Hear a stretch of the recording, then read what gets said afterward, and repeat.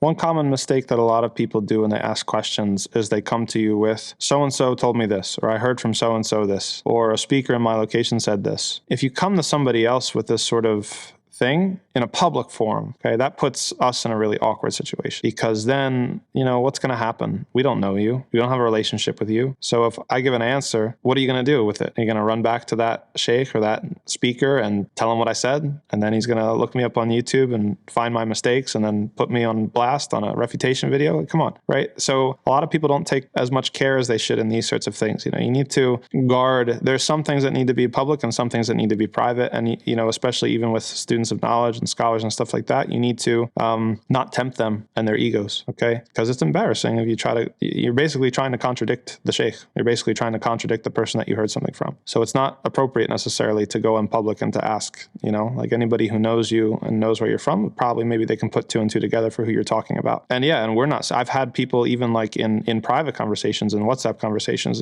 taking screenshots and well, you said this, and then the other guy's, refuting, he doesn't understand the hadith and he doesn't know what, I'm done. I'm out of that conversation. Okay, that's just a trap for the ego. And you don't do that, and the average person has to not set up scholars and students of knowledge like that. It's very easy to turn people against each other, and if we were all saints, then maybe that wouldn't be the case, but we're not. We have egos, too, that we struggle with, and so just, you probably shouldn't do that, right? The general idea about following certain, practices, as long as they are part of the sunnah within the location that you're in, yes, that's good. And you need to weigh the harms and the benefits of not doing that thing, and it's well known, Imam Ahmed, rahimahullah, who was of the opinion that you don't recite the basmala out loud in Surah Al-Fatiha. If he traveled in the lands where they followed Shafi'i's opinion, that you do have to recite the basmala out loud with Surah Al-Fatiha, then he would change it. He would do what they do, right? Because why? Because he didn't want to cause problems. He didn't want to cause fitna. It was understood among the people this one particular way, and he didn't want to stick out unnecessarily or cause drama, right?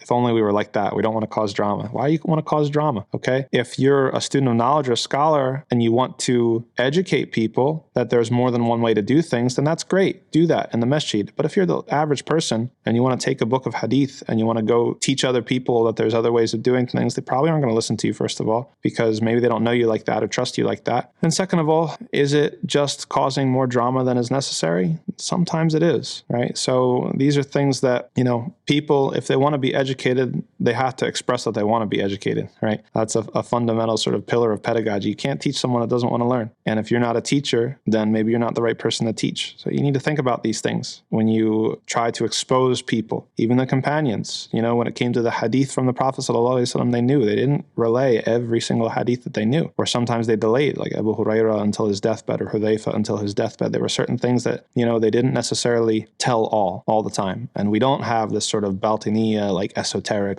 there's secrets out there that nobody knows, and that are really essential to your salvation or the deen or whatever. That's not what we're saying, okay? But what we are saying is, like the hadith of the Prophet ﷺ, talk to the people to their level of knowledge, to what they know, What's a hadith of the Prophet ﷺ? Speak to the people with what they know. Because if you don't, then problems might come from that.